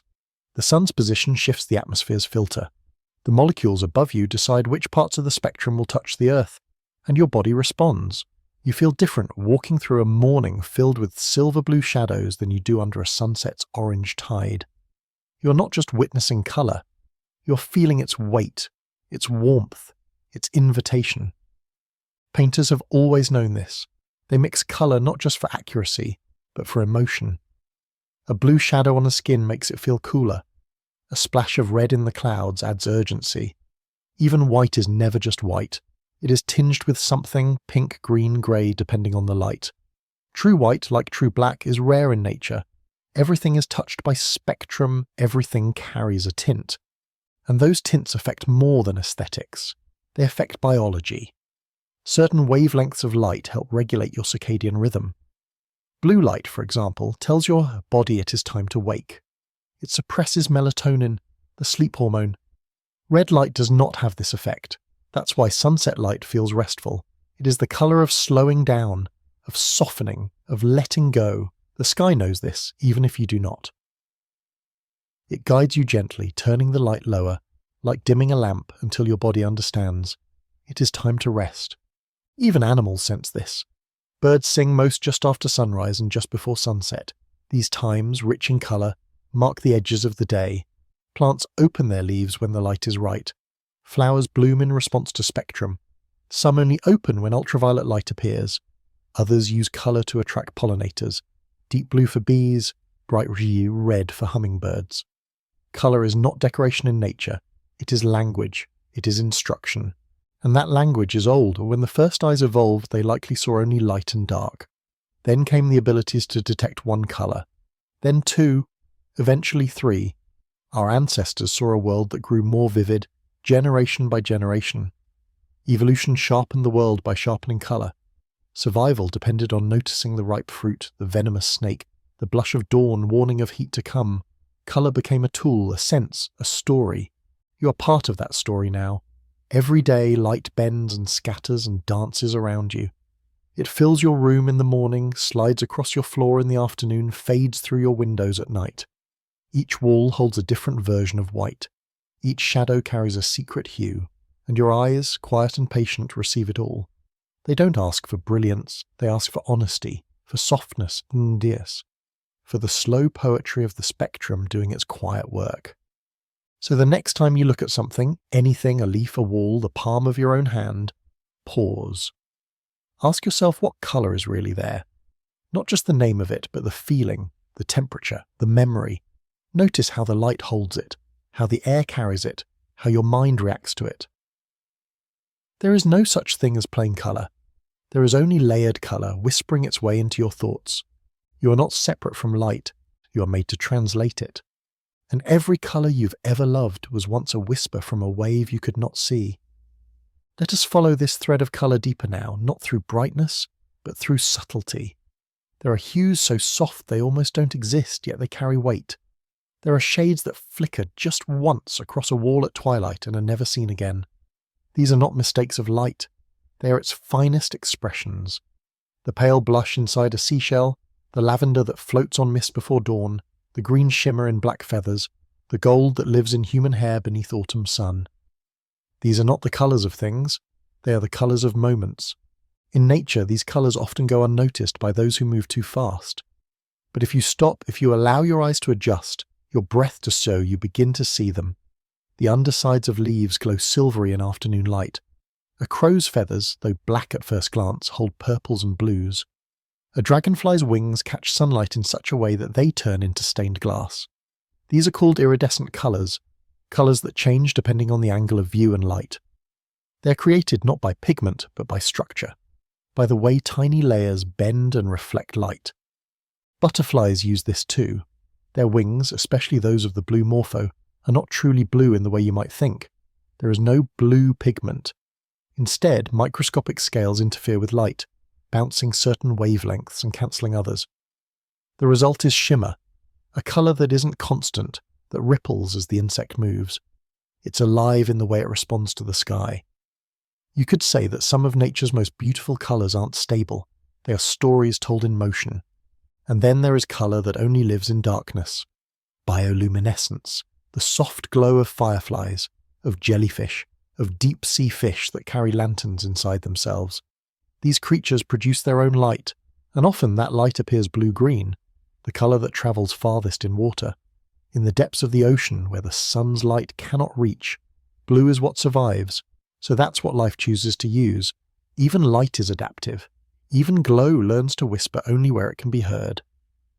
In the human world, we've always tried to capture colour, to hold it in paint, in cloth, in glass.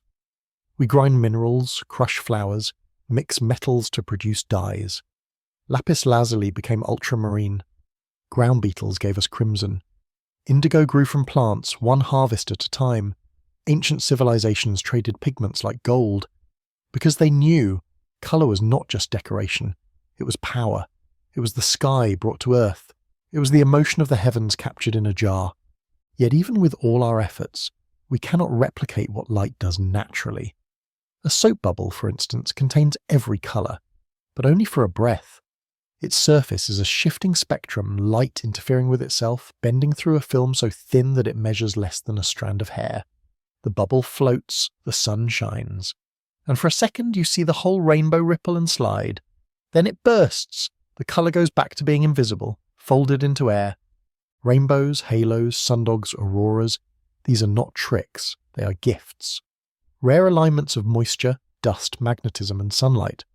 An aurora, for example, is caused by charged particles from the sun hitting Earth's magnetic field, exciting gases in the upper atmosphere. Oxygen glows green or red. Nitrogen glows blue or purple. But what you see is not just chemistry, it's choreography. Light dancing with space and magnetism, performing silently above snow and trees, and you, standing below, are the witness. But light is not always so grand.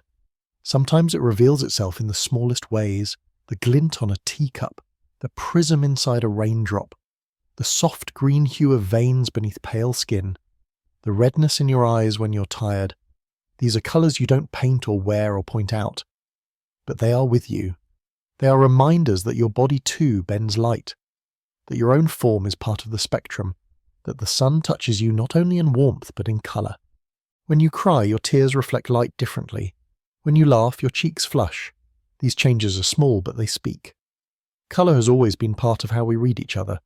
Lovers remember the colour of a smile. Parents remember the colour of a child's first shoes. Grief has a greyness to it, joy a kind of glow. These may not be things science can measure, but they are things we feel. We don't just live in colour, we live through it. And yet, no two people see colour exactly the same way. The biology of the eye is universal, but the perception of colour is filtered through experience. What is teal to one person might be turquoise to another. What is comforting to one, an earthy brown, a soft beige, may feel dull to someone else. And there are those who see colours others cannot. Tetrachromats, mostly women, have 4 types of cone cells instead of 3. They may see tens of millions of colours where most see only millions. The world to them is richer, deeper, fuller, but they may not know it. They may assume everyone sees what they see, just as you do. And then there are people for whom colours are sound, for whom names have colour, numbers, emotions. This is synesthesia, a neurological blending of senses. For someone with synesthesia, the word Tuesday might always be green. The number 7 might taste like lemon. These aren't hallucinations. There are consistent, repeatable, deeply personal ways of experiencing reality. The spectrum moves inside them in ways we cannot see. And again we are reminded, colour is not fixed. It is an interaction, a dialogue, a dream shared between light and brain. Even memory bends colour. The house you grew up in might feel warmer in your mind than it really was. The lake from your childhood vacation might seem bluer, brighter. This is not a failure of memory. It's the mind painting emotion over image. It's colour filtered through time, softened or sharpened by feeling. A faded photograph yellowed with age might feel more vivid to you than the real scene ever was, because that yellow is not just degradation, it's a frame, a sign that something passed through the light was caught and kept. And in dreams, colour behaves differently there too. Some people dream in full spectrum, others in muted tones, some in black and white, though they don't notice until asked. Dreams don't follow the rules of daylight. They don't need a sun to scatter blue or a prism to split white. They invent their own sources, their own shadows, their own rules of contrast and glow. The spectrum continues even when your eyes are closed. So what then is colour really? Not pigment, not wavelength, not even light alone. It is presence. It is response. It is the sky reacting to sun, the sea reacting to sky. Your eyes reacting to what the world is offering. It is not only what enters you, it is what you give back. When you say something is beautiful, you are naming a meeting between light, time, and feeling. You are naming a whisper made visible, and that whisper is everywhere, in the petal you stepped over on the way to work, in the clouds above a street you never noticed, in the flicker on your bedroom wall before you fell asleep, in the way a blue door glows just after rain. You are surrounded by the spectrum's quiet gifts, and you are always part of its unfolding. Let us now settle into the softest part of the spectrum, the part that doesn't shout, but hums quietly beneath the day, the part you don't always see but always feel, because colour at its heart is less about vision and more about experience. It's not only what enters the eye, it's what stirs inside you. You see a warm light spilling from a window at dusk, and something eases. You walk beneath the pale lavender of a morning sky, and something opens. These responses are not accidents. They are the body answering a call older than thought. The world is full of hidden colour, not in the sense that it's concealed, but that it's waiting for the right angle, the right condition, the right quietness in you. Think of oil on water. One moment it's dull, the next it bursts into rainbow. Not because the light changed, but because your view did. You moved, and suddenly, every colour appeared. These iridescent moments are reminders that colour is relational, that it lives not only in the object or in the light, but in the space between, and in that space you are the final ingredient. The spectrum never stops. Even in complete darkness, there are wavelengths still moving. Even in a sealed cave, photons from long ago might still be bouncing quietly, caught between stone and silence. Even in space, where starlight travels for billions of years, the spectrum stretches, red shifting as it journeys outward. This stretch tells us that the universe is still expanding, that light itself is carried on the breath of time. The colours we see today are not just light, they are age, distance, motion. Every hue has a story of where it came from and how long it travelled to reach your eyes. And then there are colours we've named but never truly captured. There is no perfect red, no final blue. What we call colour is always approximation. Language chasing sensation. Painters understand this. Their palettes are compromise. Every mix is a conversation, not a conclusion. The most honest colours are never pure. They are touched by shadow, by memory, by light from another hour. The gold on a hillside is part sunlight, part dust, part longing. The pink of a cheek is part emotion, part blood, part echo. These aren't flaws, they're truths. Colour is not about accuracy, it's about presence. This presence changes as we change. The colours of childhood, bright, bold, immediate, may fade as we grow, replaced by softer tones, deeper contrasts. Not because the world has dulled, but because our seeing has deepened. The red toy car becomes a brick wall, the yellow balloon becomes a streetlight's glow, the blue of a plastic ball becomes the blue of a mountain at twilight. What shifts is not the light, but our relationship to it. With each year, colour gains more meaning, more texture, more silence. Even blindness holds colour in memory.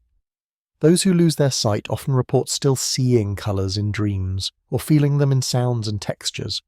A song may feel green, a voice may feel warm like orange. This tells us something important. Colour is not confined to vision.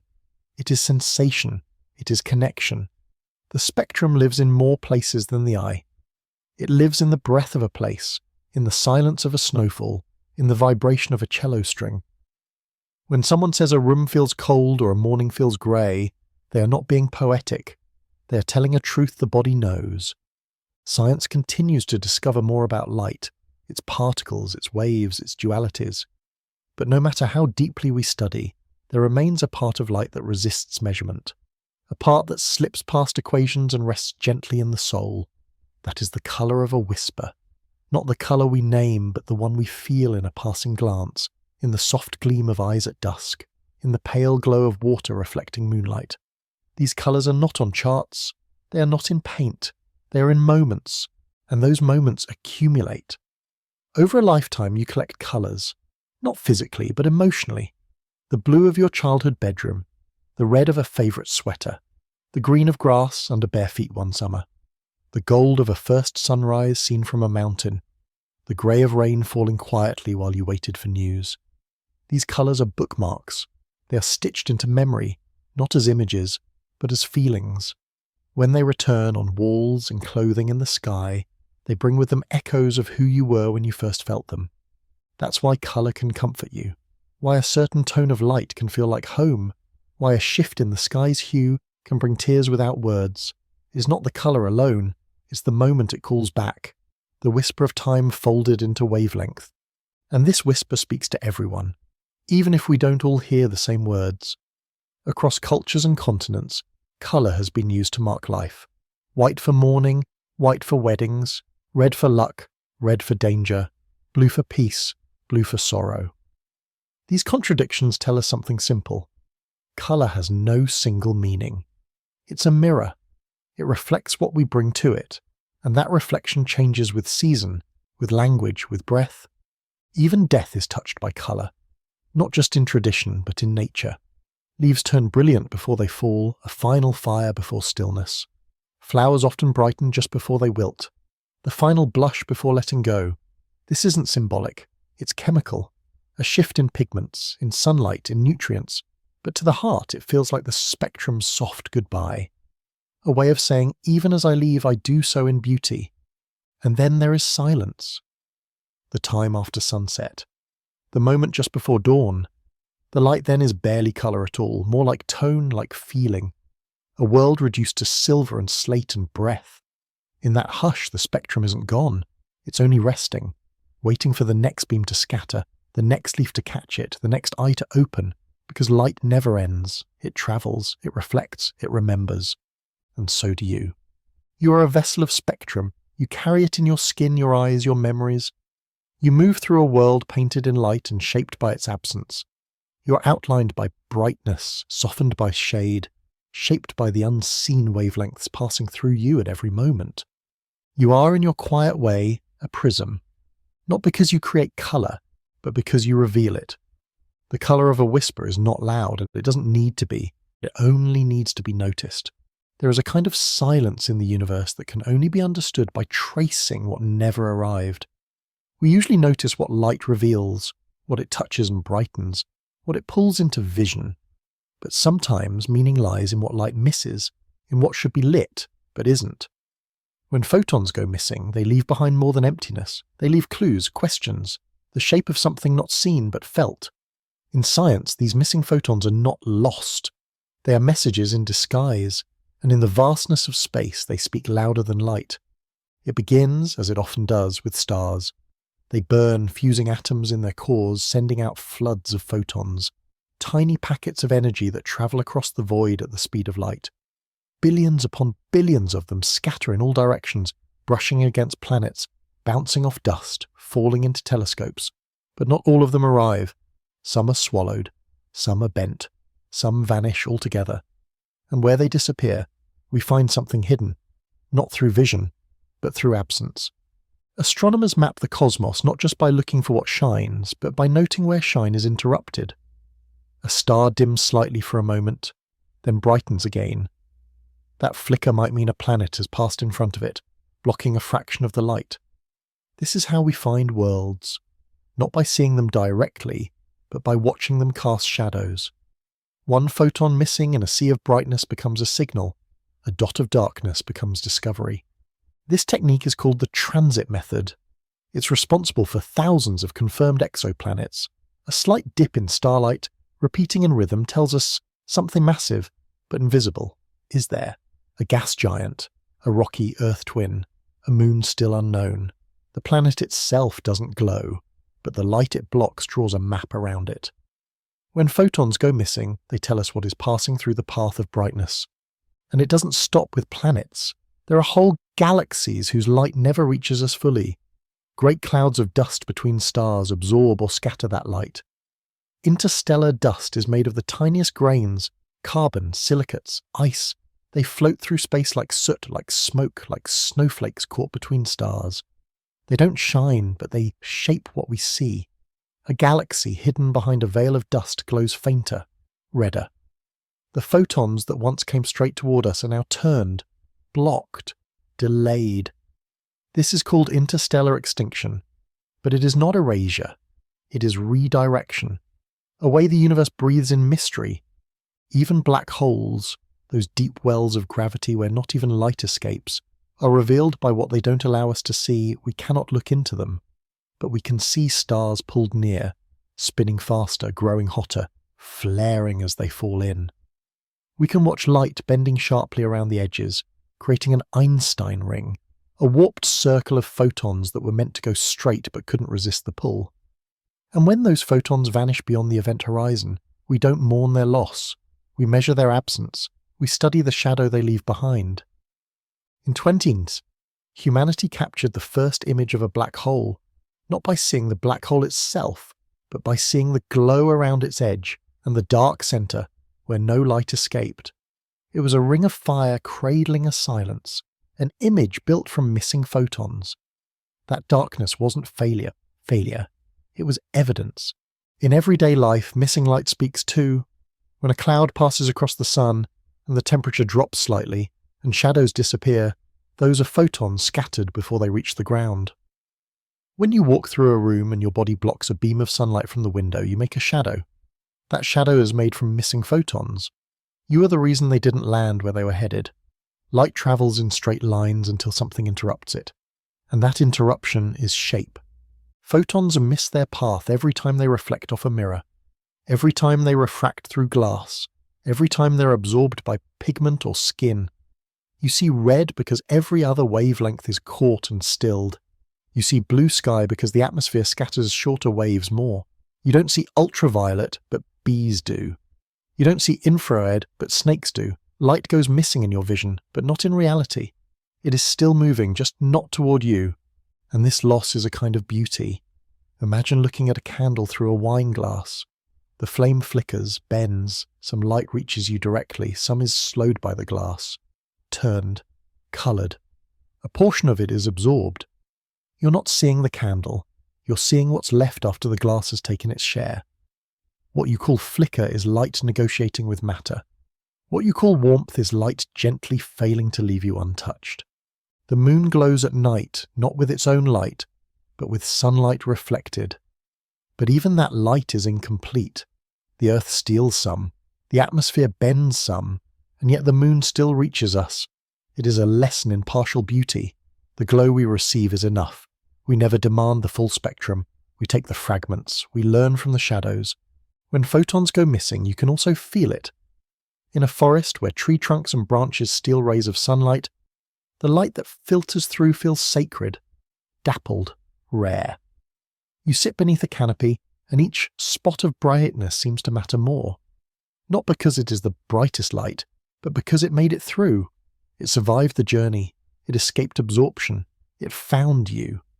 This makes light more than just a carrier of energy. It becomes a story of resilience.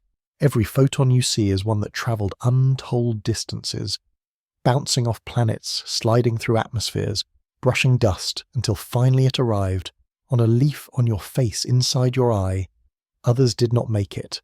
They were bent, absorbed, slowed into heat, but this one reached you. And in doing so, it gives colour, it gives warmth, it gives shape to the world around you. And some of the most important discoveries we've made came not from what we saw, but from what we didn't. In the early 20th century, scientists noticed galaxies were moving away from us. How?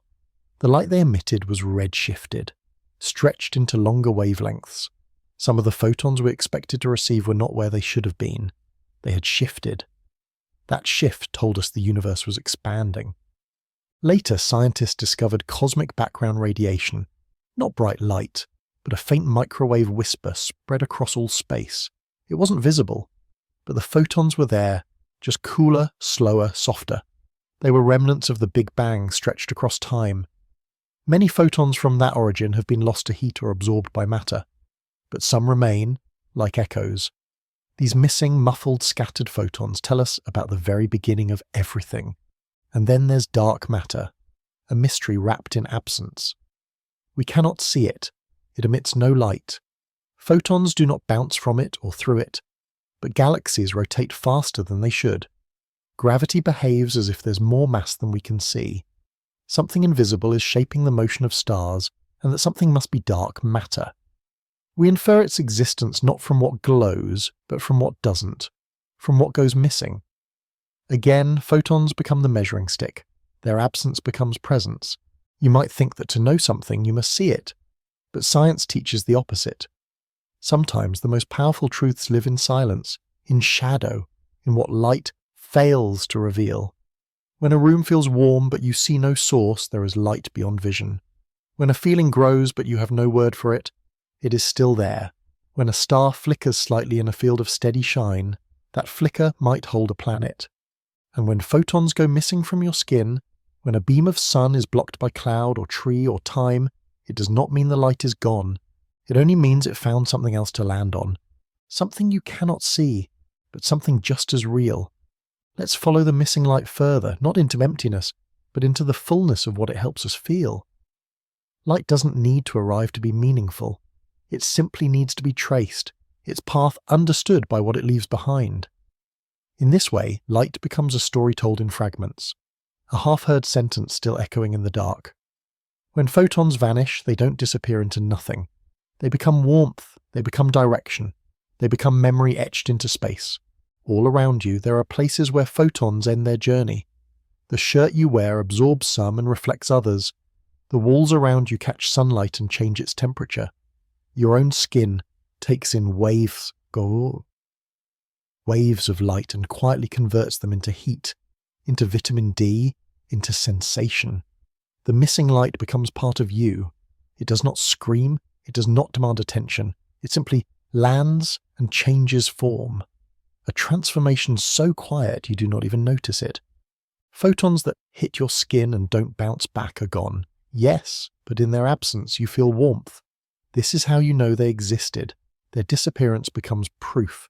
In the winter sun, when a patch of light hits your hands, you feel it. Not because it is visible, but because some photons ended their long journey on your body.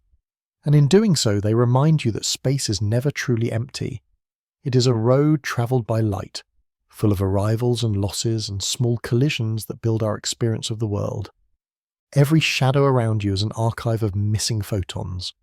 The outline cast by a tree at sunset is not just a lack of light, it is a journal of interruption. Each gap in the leaves tells a story about where light passed through and where it was stopped. The patterns that dance on sidewalks and stone are maps drawn in what the sun did not reach. And when wind moves the branches, those shadows flicker, constantly redrawing the record. You're watching light try to arrive and being told, not now. Think of eclipse.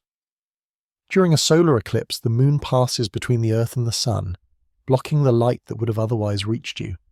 It is one of the rare moments when day becomes an imitation of night. But the sun is still shining, its photons are simply rerouted. For a few precious minutes they go missing from your patch of Earth.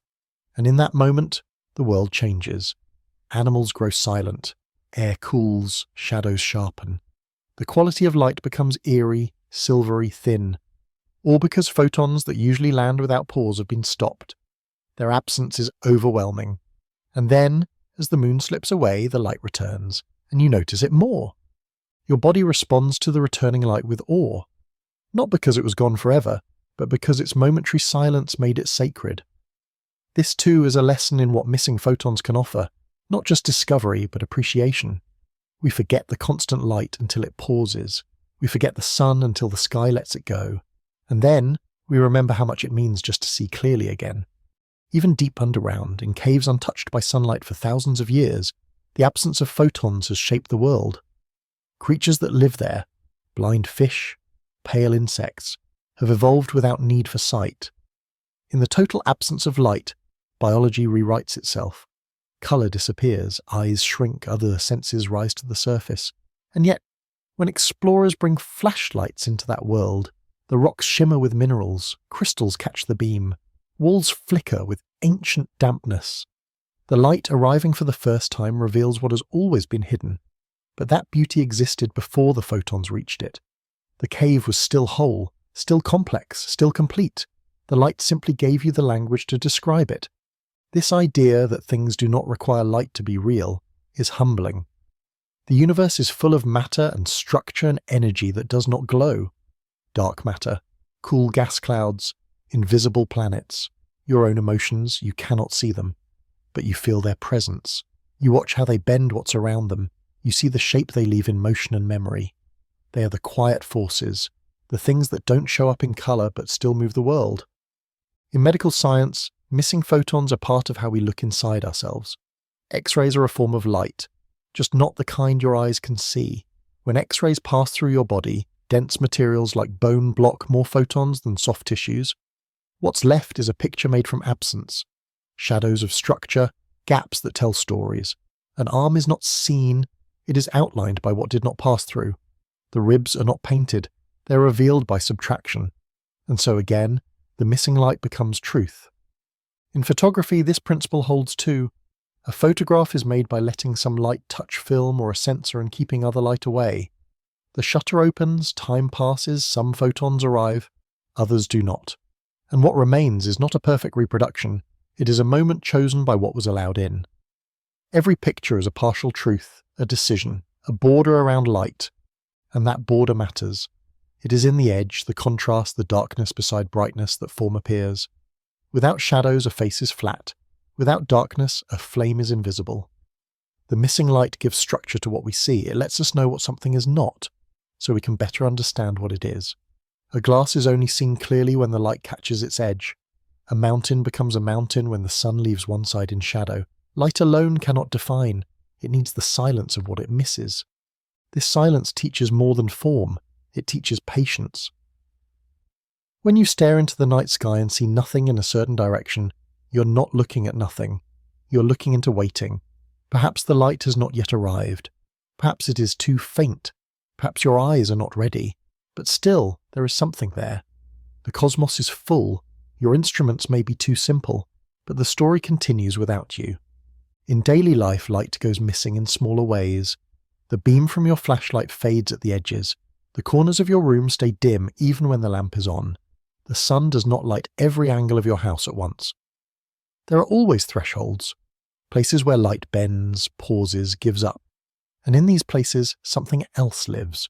Rest, stillness, texture. You can see more when you are not overwhelmed. You can feel more when you are not flooded. This is what shadows offer. Not loss, not absence, but space. Space for contrast, space for reflection, space for remembering that even in a world full of photons, what they don't touch still matters. Maybe even more. You're surrounded, always, by light you cannot see. Radio waves, microwaves, ultraviolet, infrared. Light that misses your eyes but not your skin, light that passes through your body, that warms, that signals, that sings. You're a soft landscape shaped constantly by the presence and absence of light.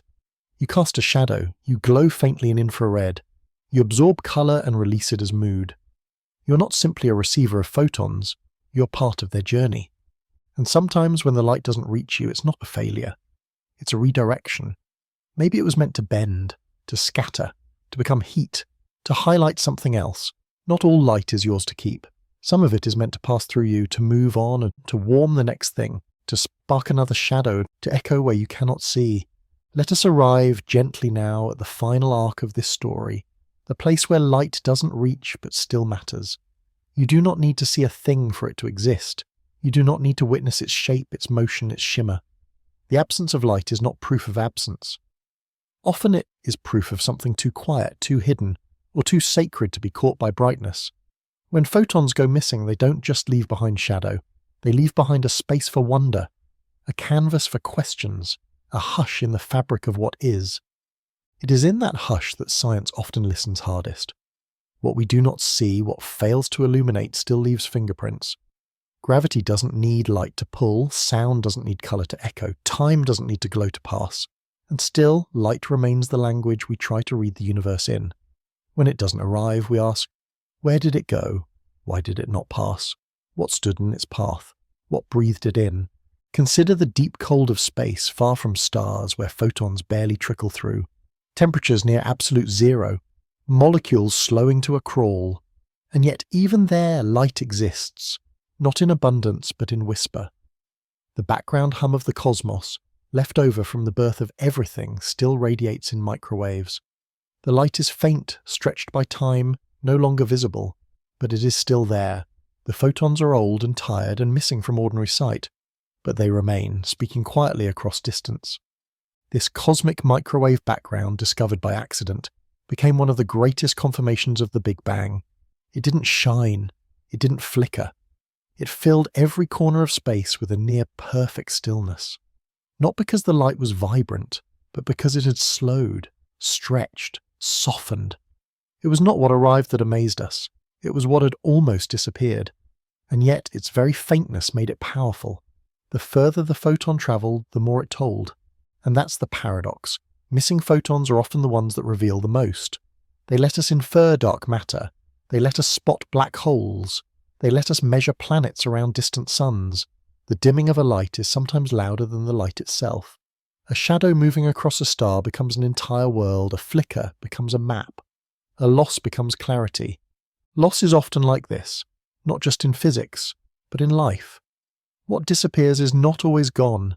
It changes. It becomes part of the background hum of memory. A hand you no longer hold still touches you in places unseen. A voice no longer heard still moves inside your thoughts.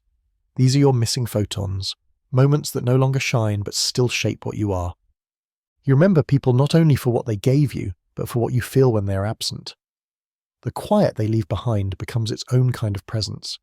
You sit in a familiar room and notice a beam of light that once landed on a table, but today does not. The sun shifted, a curtain moved, a season changed. The missing light reminds you of what once was, and what continues in its way. Photons too behave like this. They are not only waves or particles, they are interactions, possibilities. They travel until something stops them, glass, skin, water, time, and where they stop, something new begins. A seed sprouts, a leaf grows, a face warms, a memory forms. The light is gone, yes, but it made something in leaving. And sometimes the photon doesn't arrive because something else claimed it. A piece of dust, a distant gas cloud, a mirror it never meant to find, and in that redirection, a new path opens. Perhaps that light bent around a planet, showing its silhouette. Perhaps it heated a distant comet. Perhaps it passed through the atmosphere and made the sky blue. Your not receiving it doesn't make it lost. It simply continued somewhere else. And perhaps that is how we must understand loss in our own lives, not as disappearance, but as redistribution. The person no longer with us, the time we can't return to, the voice we forgot the sound of, they may not shine for us anymore, but the energy, the memory, the impact, they go on. Just as photons leave the sun and travel for minutes, hours, years before reaching something. Perhaps the light we give others takes longer to arrive. Perhaps you warmed someone without ever knowing. Perhaps your missing photons are landing now, somewhere far from you. When you light a candle, the flame glows for you, yes, but it also sends photons in every direction. Most you never see. They bounce off walls, drift into sky, pass through windows. They go on without you, but they still exist. They still carry the warmth of that flame, however faintly. This is how light moves through the world, part seen, part unseen, part missed, part remembered. You too are a light source. Even if you don't shine with brightness, even if you move quietly through rooms, you send energy into the world with your presence, your words, your kindness. Some of that energy is received, some of it vanishes, some of it circles back in forms you don't recognize, and some of it's never seen again, but it mattered anyway. Missing photons do not fail, they arrive where they are needed. They warm what is ready. They carry pieces of you far beyond your knowing. So when you stand in a beam of light and see the shadow you cast, know that you are both things, the lit and the unlit, the bright and the quiet. You are the one who blocks the light and the one it touches. You are the one who feels its warmth and the one who lets it pass. And when your shadow falls across the path of someone else's day, you may never know how that interruption changed them. You may never know which photon you stopped from reaching them and which one you made land more gently. The world is full of mist light. And still it glows, still it teaches, still it reaches.